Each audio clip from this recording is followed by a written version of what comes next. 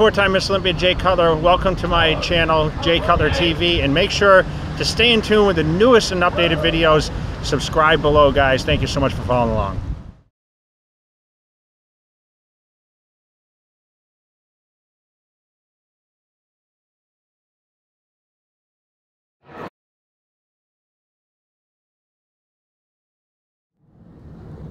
All right, we're back.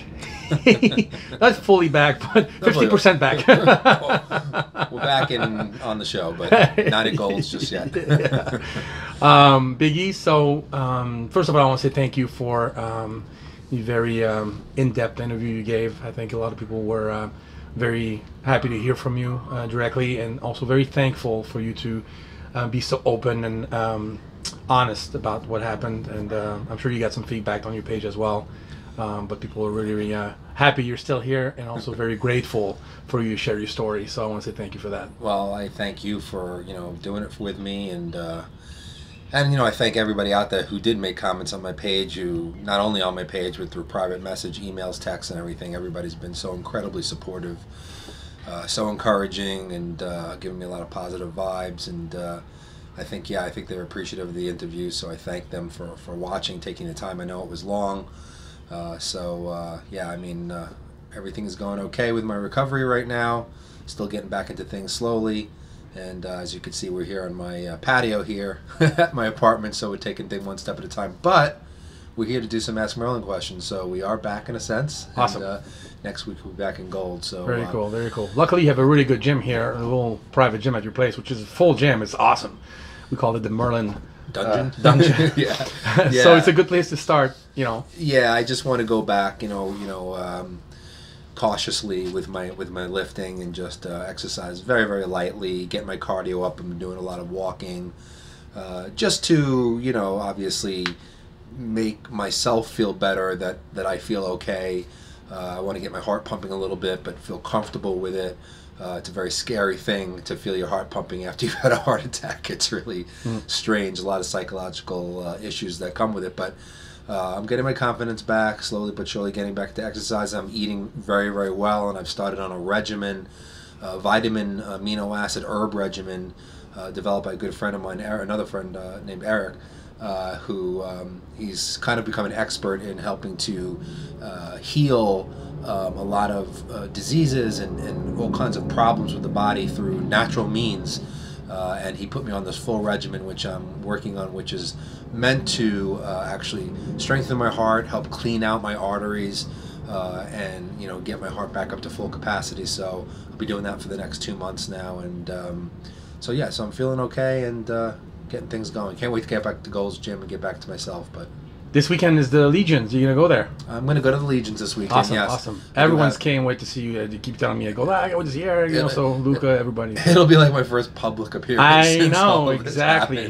You're gonna have to shake a lot of hands and wave to a lot of people. That's okay, because I'm here to shake them. I'm here to shake them. I'm here to hug. I'm here to wave. So that's a good thing. So so I'm looking forward to that. I mean, obviously, I love going to Chris's shows. Yeah. Such amazing shows, and also I have a client, Candace Carr, who I'm very proud of. She won a Masters Women's Physique contest earlier in the year. Yeah. They don't have a Masters there, so she's going into the Open. She looks better than she ever has in her life. Very, very excited. And so I'm going to go there and root her on, and then, of course, root on some of other people like Toto and Stan and so many people who are in the show. So, yeah, I'll be there on Saturday. I'm looking forward to it. Okay, Merlin. So you get some questions this week? Yeah, I did. I'm very happy that Ask Merlin is back in motion. I'm still here to answer these questions, and the first question I have is from Sabrina Lynn, who she's in her off season right now. She's not doing any shows, but she wanted to know. She just simply asked. She goes, "Is the size and shape of your glutes fully determined by genetics, or is there something that you can actually do about it as a woman to kind of get your glutes to that shape that you want, that size that you want?"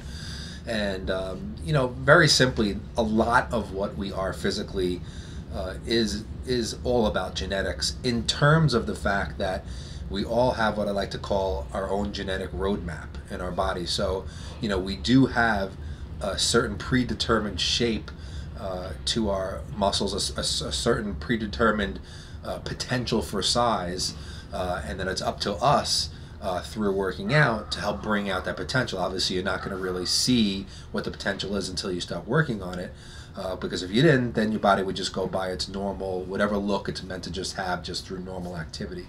So partially it really is genetics, but also you can do something about it. So if you're in the gym and you're lifting weights, obviously that's how we make our muscles bigger. So when it comes to glutes, glutes is the kind of thing that, you know, if you are doing heavier movements like with squats and leg presses and lunges, you are going to build more size in the glutes. So you're going to have bigger glutes. And in terms of the shape, yes, it's predetermined, except there is ways to change the shape through the movements you do. So in other words, if a woman was just to do the abduction machine, which is basically outer thigh machine is what people call it, really works the side of the glutes, or like the medial head of the glutes, you're going to build more on the sides and get kind of like a wider look to your glutes than so much building out from the back. So if you just did that exercise, you're really only going to exploit that muscle group and build that shape. But if you're doing exercises that work the entire gluteus maximus, things like cable hip extensions, the butt blaster, and of course all squatting, lunging, leg pressing type movements, you're also going to build the size in the back, so you're going to get more of that shape. So really what it is, like I said, we have a genetic roadmap. So we have a potential to reach a certain type of shape and size, but we have to bring it out with the exercises that we do. So you have a lot of control in the gym by using different angles, using different machines, different ranges of motion, different lines of push and pull to bring out the full potential. So really try not to worry so much about what your genetics are, because we have no control over it, but go into the gym and work from multiple angles, try to hit the muscle from all different ways and directions and different exercises, rep ranges, tempos, all those things that I teach, so that you can bring out that full potential and see what it actually is. And that goes for glutes, it goes for just basically every muscle in the body. Boom. Thanks. Hi, Merlin, what else you got? Okay, another question is about protein intake before bed, and my buddy Max wanted to know. Maximilian wanted to know what is the best protein to have before bed. He mentions casein protein powder, like low-fat cottage cheese, or like a low-fat or non-fat Greek yogurt. What's the best? And the truth of the matter is that I'm not going to say this is really a best protein. What you want to do in terms of protein before bed is try to have, since we generally sleep through the night, let's just say on average most of us sleep 6 to 8 hours. You know, some people get up during the night, some people don't, but really during the night is when you're in a fasted state. And when we're in a fasted state, obviously we're not receiving the nutrients that we do during the day when we're eating every couple of hours. So you want to generally have a protein that lasts long and that kind of trickle feeds amino acids into the system, rather than something quick, something like whey protein, which is in and out of the system very quickly, or egg whites, which is so low in fat that it's kind of absorbed and used very quickly.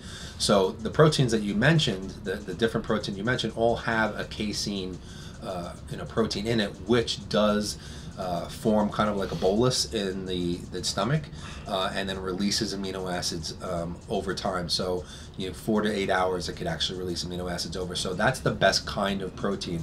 You don't necessarily have to use a casein protein. You can, some people can have red meat before bed, which is a slow acting protein. Even if you had chicken breast with some type of a fat with it, that would slow down the absorption of the protein. So as long as you do get a good hit of protein before bed, I think that's very, very important. But if you're going to use, I don't really think there's going to be a difference in how much you're going to grow or not grow one protein versus another. I think it's kind of what you prefer. I generally like to prefer to have a shake before I go to sleep. That's just most comfortable for me, easiest for me, and I will generally use a casein protein before I go to bed. Obviously I use the All Max brand, which trickle feeds over 4 to 6 hours or 4 to 8 hours. And this way I know that I'm in an anabolic state all night, I'm getting amino acids all night, and I don't have to worry about anything into the morning. So again, what I want you to do is, if you're going to eat a protein source, either make it a little bit higher fat protein source like red meat, or include like an essential fatty acid with a protein. You know, like I said, chicken or fish have some essential fatty acids with it, like nuts or peanut butter, avocado, that type of a thing. A casein protein powder, or yeah, low-fat cottage cheese is great too if you enjoy that. That's just not on my menu, but if you like it, no reason to have it. There's not going to be a difference in how you grow. You just want that slow-acting protein, so you have protein and amino acids throughout the night. Boom. Thanks, Merlin.